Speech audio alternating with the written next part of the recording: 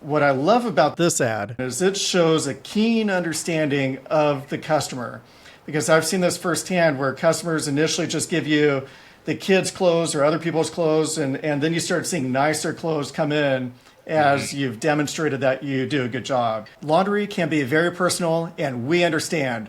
Not quite ready to send all of your laundry to us? That's okay. Let us lighten your load by sending us your less personal items like sheets, towels, and blankets. These tend to be bulkier, harder to wash, and fold at home. We're having to educate these people that this is a service and that you can trust us. So the low-hanging fruit is you'll get the big comforters in first. You'll see, the old lady, she'll just bring one comforter for a few weeks, and then you'll start getting her husband's clothes as well, and then you get the whole thing. So we're trying to figure out easy ways for people to try out the service by starting with linens, comforters, and whatnot. Another one kind of similar to that is when, surprisingly large number of people's washers and dryers break occasionally, and they may never think about using your service until that day. And then we had a lady recently who she was having a big family get-together birthday party for her daughter the next day, and her washer or dryer broke. Something happened. She thought our service, I think she remembered seeing the billboard or something, and she thought it was a miracle. People love the service. They love it, yes, for sure. Once they use it, they love it. That marketing just shows just such a great understanding of the customer, of the experience, and acknowledging it versus ignoring it. It's like, okay, well, how do I overcome that if they don't want to give me their personal items? Well, give us the towels. Those are actually easier to fold. Exactly. That's what we want anyways. And I'll tell people that are hesitant too, is like they'll ask about special items, and when they start asking me about special items, I'm like, just keep that, just do that. We'll do anything, but like just, your thing that needs to be hand washed and hung to dry, and you're worried about if this happens to it, just keep that, do that at your house. Your bulk items though, that stuff that's kind of daunting, we got that. Just send that to us, we'll cover it. Get in the door. Once your business started growing and growing, how were you able to handle the growth, in terms of production and keeping up with the business? Because now you're doing 40-some pickup and deliveries a day. I mean, that's quite an operation. So, and it keeps on growing. So I was just wondering how you're keeping up. How we keep up? Do we keep up? I actually just came out of retirement. I did all the pickup deliveries for the first 6 months. We got another driver, a couple other drivers.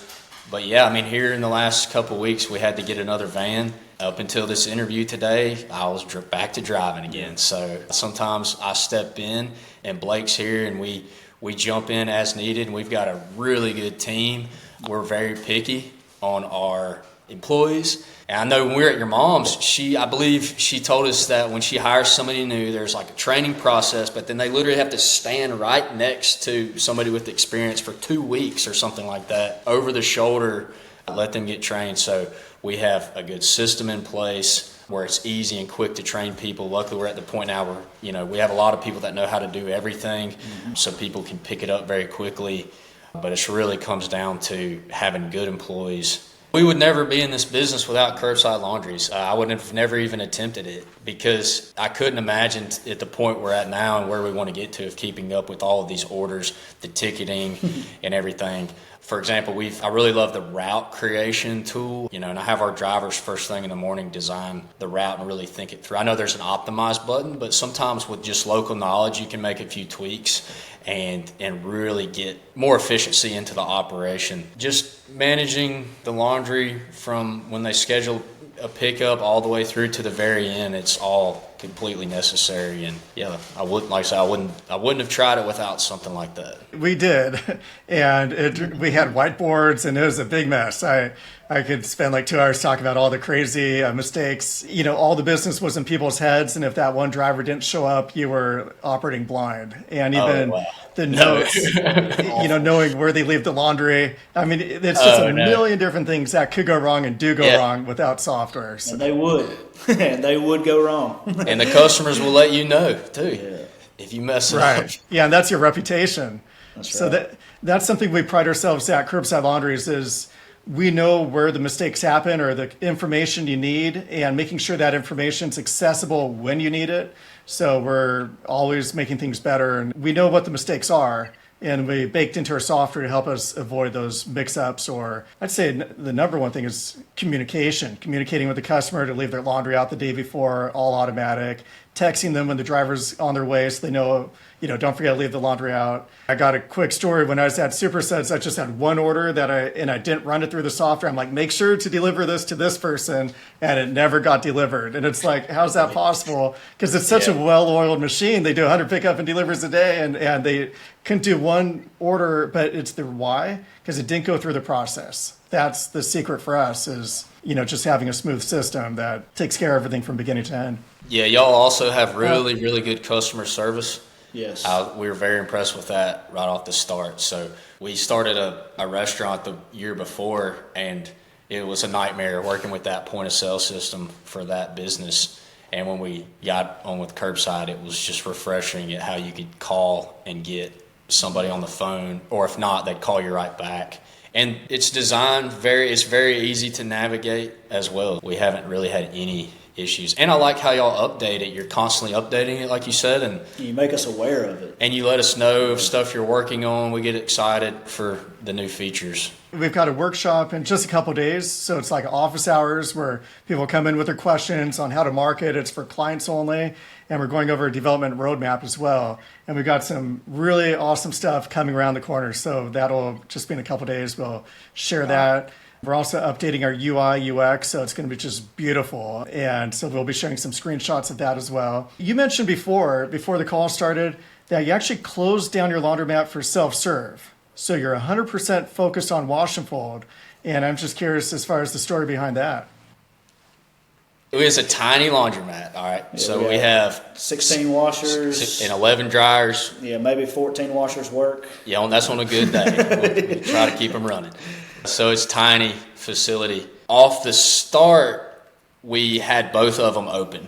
And immediately at the very beginning, we were having issues with people accidentally getting items mixed up with our items one of our employees was working on. It was difficult to have conflict in general, kind of colliding because we're trying to come into the wash and fold side and go back to the self-service to wash clothes, and next thing you know, all the washers are full, and it became a little bit kind of stressful, I guess, in a sense for our employees to try to get stuff done, but also, they didn't want to make anybody mad on the self-service side, so it was just in our best interest once we got to a certain volume for us to close the doors. Yeah, we do that. We close our doors at nighttime. So about 10 o'clock at night, we close the doors. It's facility, wash and fold only until about 7 in the morning. And we've got a client who has a wash and fold drop off and pick up and delivery. He's in a strip center and doing really well. And he's saying how much more efficient he is when self-serve customers aren't coming in, because you could just leave the soap right above the washer. You don't have to worry about clothes getting removed. He's just way more efficient with actually fewer washing machines because he closed it off to the public. Yeah, we saw the same thing. We had big carts, and they would have to wheel the carts out into the laundromat. Yeah, it was nothing for a customer to come in with 10 black leaf trash bags and fill up every single washer in the middle of the day when we're sitting on a pile of wash and fold we have to do. So it was okay for about a month where that little bit of income was helpful while we were getting going. I think we made it a couple months with both. And then obviously it was an easy decision for us because this has unlimited growth potential, basically up to what our facility can handle. We were very limited on income and revenue with the self-service with our little town. We remodeled it. We did all this stuff to try to increase business, and it went up a little bit.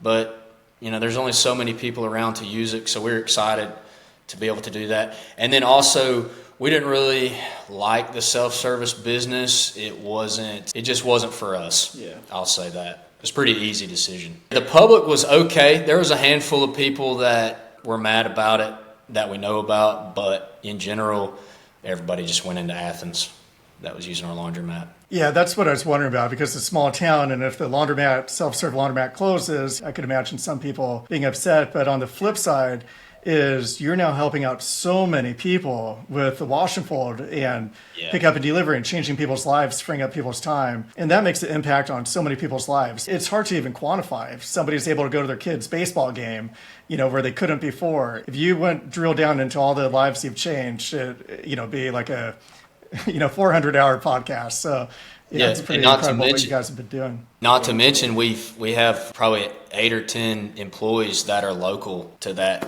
little area. So they're another benefit. And before we had no employees. And are you mostly residential? Is it commercial? I was just wondering what the makeup of your business is. It's mostly residential. We're trying to get more into commercial. We have a few really good commercial clients, some traditional bed and breakfasts in town, and some Airbnb clients. We've got a couple of the University of Georgia science departments.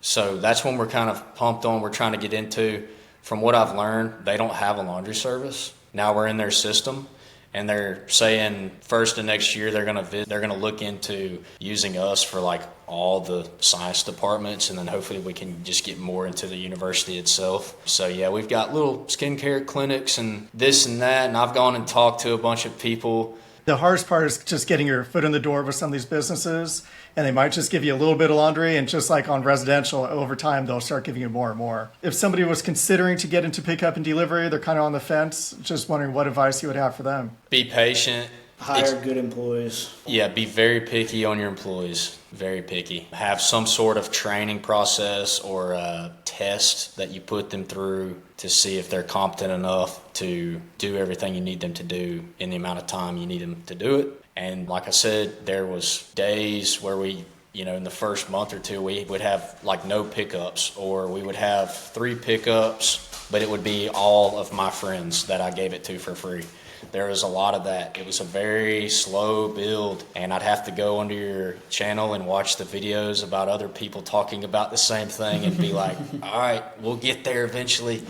And then it just kind of... It paid off, yeah. We gave a lot of free, but it eventually led to paying customers who's like, I really like this. As the van got branded, and then as we had our billboards come up, it just started stair-stepping. The people who got it for free, did you encourage them to let other people know about the service? I was just wondering if they were champions of your service as well. Yeah, we told them they had to give us honest feedback. They had to leave us a Google review, an honest Google review, and just spread the word for us. So it was kind of a trifecta, but yes. One thing that we do on social media is we follow a lot of businesses and like local businesses in Athens, and then we'll like comment on their stuff, we'll like their stuff. They don't know what Crawford Laundry is, and now they see us like showing up on their feed, liking their stuff, commenting on their stuff. And I was actually at a real estate closing recently, and we got a new commercial customer because of my hat. I had my sunglasses on my hat, and talking to this lady for 30 minutes,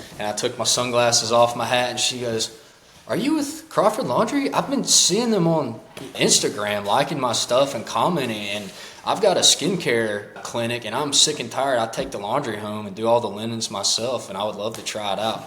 And I set her up right there. It's just little things like that. It just kind of adds up over time. And that comes back to hitting people, coming at it from multiple angles. And I was doing a fundraiser event, and there's this commercial where somebody gets one phone call and says, "Hey, are you going to this event?"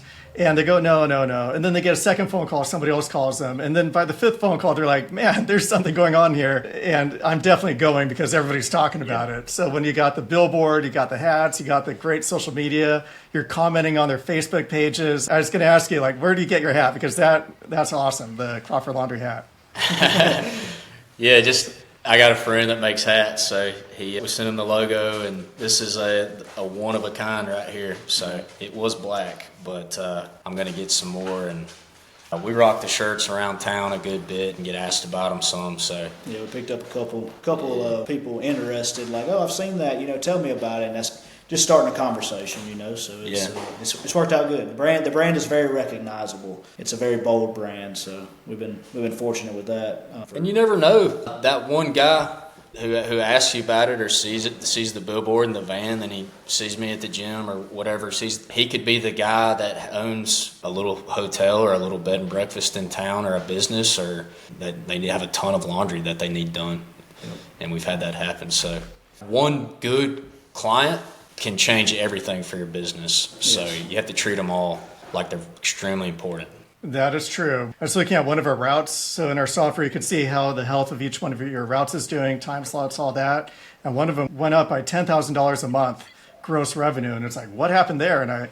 And it turned out it was one account is a motel, and they're just giving us lots of laundry. So you're right. You never know who's who. You just can't make assumptions. So it's just good to be out there. Any parting words about the laundry business in general, or about your journey in pickup and delivery to meet your expectations? It's exceeded our expectations. Well, obviously you reached out to us because of you saw some numbers. So we're just looking forward to growing. But I think our expectations are coming at us a little faster than we expected. We're looking forward to growing more. And, growing the business. As far as expectations, I would say Curbside has done exactly what I knew it would do before I even signed up. Yeah. It's great.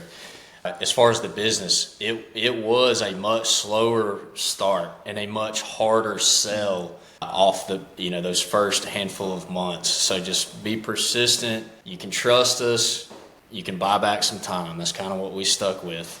We're professionals, so it eventually paid off. You get that one bed and breakfast. You get this group and their two friends over here, and then next thing you know, the next week, the next Monday's 10 pickups, then it's 15 pickups, and then it's 17, and then it's 19, and just stick with it. It's maybe really slow at the beginning, especially if you have to educate an entire town of what the service even is. Yeah, that's a big lift. So that's letting people know about a service and let them know about you. So it's two things at the same time. And that's one of the reasons we sell our software to laundromats, but also people who are just building their own laundry service. And I strongly prefer laundromats because the self-serve could help support them, and they got money coming in while the business is being built, because it does take time, but it is a retention business. So you keep the customers you got, keep adding new guys to it. And one last thing in regards to Blake, I actually looked into your guys' situation because of Amy was saying, you got to look at Crawford Laundry's marketing. And we had no idea what the revenue was or anything like that. But she's like, their marketing is so good. And so I was hoping, and the hope came true, like that there's that correlation between great marketing and great results. And this helped you get ramped up faster and get the word out better. And you guys are providing a great service to everybody. I think everyone's going to learn a lot about how to do marketing very well. Even if they're doing marketing really well, they can still learn stuff from how you guys are doing it. So just want to thank you for being on the podcast. Yeah, wish you continued success. Thank you, Matt. Yeah, Thanks for having us. If you learned something from this video, please click like or subscribe. This helps other people just like you learn about the laundry business. And if you'd like to learn more about the Curbside Laundries platform, the same one that helped the Crawford Laundry founders be successful, go to curbsidelaundries.com.